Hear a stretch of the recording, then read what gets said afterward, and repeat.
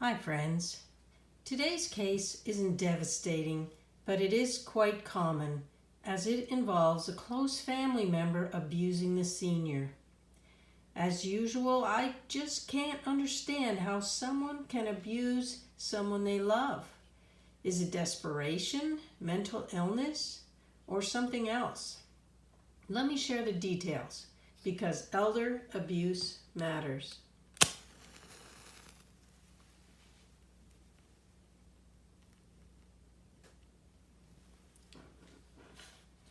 This case comes from an email recently sent to me. Hi Lolli, I'm 78 years old and live alone in my own home. My husband passed away 12 years ago.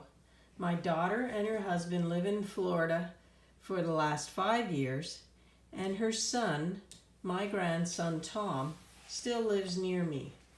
He's 25, and I know his mom expected him to keep an eye on me for her. I stopped driving a little more than a year ago due to a vision problem, but other than that, I'm in pretty good health, although I'm sure I walk a little slower than I used to. Tom was taking me for my weekly errands, like getting groceries, stopping at the pharmacy, and going into the bank to cash checks and pay bills. It was always an outing I looked forward to, as he'd tell me about his job and all his friends and his plans for the future. It kept us close. We live in upstate New York, and winter brings a lot of snow. Last fall, Tom suggested that it would be easier for him to run my errands alone, and I could stay home. Then he wouldn't worry about me going out into the cold or falling on the snow or ice. Since he'd been so helpful for many months, I didn't think he'd take advantage of me, and I signed the back of my pension checks over to him so that he could use the cash to buy my groceries and medicine, and then he was to deposit the balance in my bank account. It was in February that I noticed that a check I had written to pay my oil bill was returned to the bank NSF. Although I was embarrassed, I had to figure this out, and after calling the bank, I discovered that Tom had been keeping the balance of my pension checks instead of depositing it in the account. At first, I was really mad about this. I couldn't believe he had done it. Then I was worried about how I'd manage my errands if I stopped having him take me. What was I going to do, and who should I tell? After a bit of thinking, I realized that my county has a senior center, so I called them to ask about services. They said that for less than $15 per week, I could have a local person take me for my various errands. I could afford that much, so I made the arrangements to begin the following week.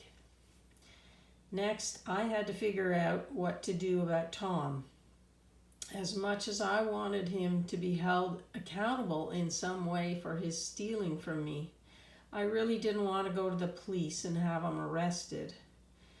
I knew that I just couldn't go through with pressing charges and leave him with a criminal record.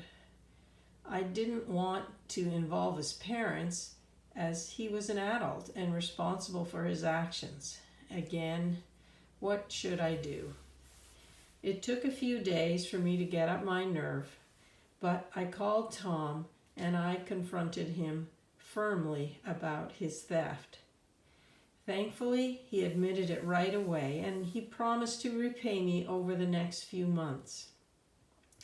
I told him that I'd use the senior's car service from now on, and before I hung up, I even managed to forgive him. This was a little easier to do because of his quick admission of guilt. I'm not sure if I'll ever see the money that he owes me, and more sadly, I'll miss our weekly time together, but at least I'm no longer being taken advantage of. I trusted Tom with my checks because I believe that it's normal to trust family members. Once I caught Tom, initially I felt stupid, but now, thanks to listening to the elder abuse cases you share on your channel, I know that I'm not alone, and that many seniors have people in their lives that they can't trust.